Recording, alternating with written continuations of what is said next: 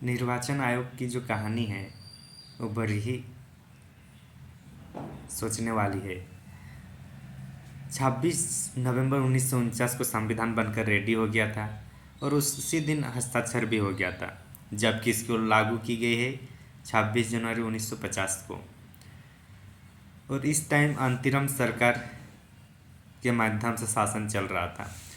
लेकिन निर्वाचन आयोग के बारे में ये कहा जाने लगा था, तत्कालीन प्रधानमंत्री भी ये चाह रहे थे कि तात्कालिक रूप से चुनाव हो जाए, और ये चुनाव की बात 1950 में ही कभी भी होने की संभावना थी। लेकिन ऐसे में जहां देश की 15% लोग ही साक्षर थे और लगभग 17 करोड़ मतदाता थे, ऐसे में सबको कैसे कंडक्ट कराना है, सबको उम्मीदवार लिस्ट, मतदाता सूची सब बनाना बहुत मुश्किल काम था।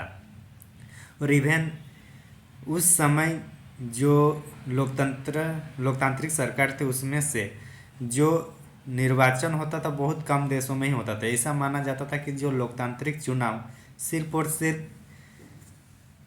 धनी एवं शिक्षित राष्ट्र में ही संभव है। लेकिन भारत ने ये दुस्साहस किया इसको कंप्लीट कराने की, और जब ये भी पता चला रेडी होकर तैयार होने लगा तो इसी क्रम में देखा गया कि 40 लाख महिलाओं की मतदाता सूची में नाम वो लोग छूट गया।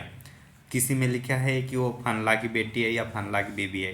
तो निर्वाचन आयोग ये कहा कि किसी भी हालत में इसको सुधार करे, ज़रूरत पड़े तो दोबारा इसमें अवलोकन किया जाए। और इसी क्रम में फिर अंततः अक्टूबर 1951 से लेकर 1952 के फरवरी तक ये चुनाव चला।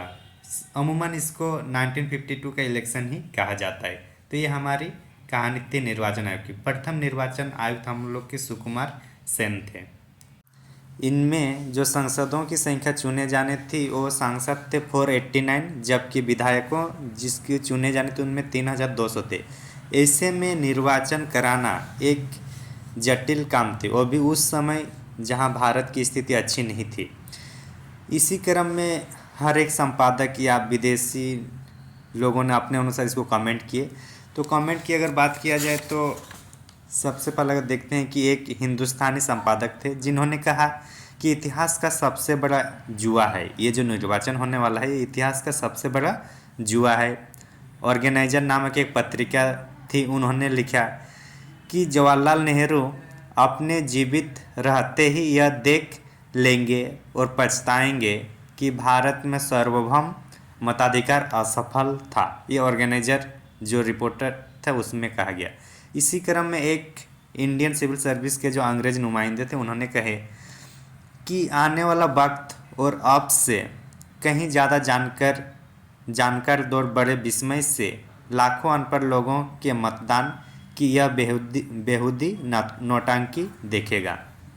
खैर हर एक की अलग अलग नज़रिया थी, लेकिन जैसे ही इलेक्शन सक्सेसफुल हुआ तब सभी ने इसका फिर से कमेंट कर दिया। इसमें जो आलोचकों थे उनकी बारे में कहे तो सबसे पहले यहाँ कहा जाता है कि टाइम्स ऑफ इंडिया ने जो कहे कि उन सभी आलोचकों के संदेहों पर पानी फेर दिया है जो सार्वभौम मताधिकार की इस शुरुआत को इस देश के लिए जोखिम का सौदा मान रहे थे।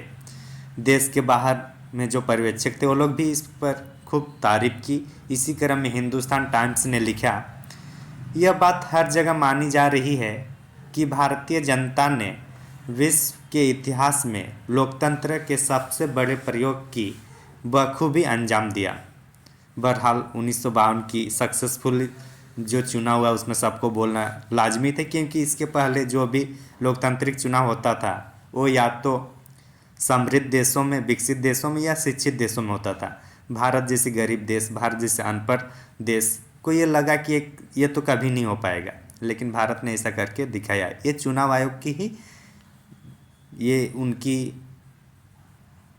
कहा जा सकते हैं कि उनकी शक्ति थी, और भारतीय जनमानस की ये विश्वास थी कि जो प्रणाली लाई जा रही है वो सही है। और उस टाइम जो विपक्ष दल थे, जो कम्युनिस्ट पार्टी, उन्होंने बोला कि यह निष्पक्ष चुनाव हो चुका है। Thank you. हालांकि वर्तमान में निर्वाचन आयोग के ईवीएम मशीन पर संदेह बना रहता है विपक्षी दलों का। बहरहाल जो भी हो, इस लोकतंत्र विश्व के सबसे बड़े लोकतंत्रों को बनाए रखने और इसको संचालन करने में चुनाव आयोग एक संवैधानिक संस्थान के रूप में अपना भूमिका महत्वपूर्ण रूप से निभा रही है।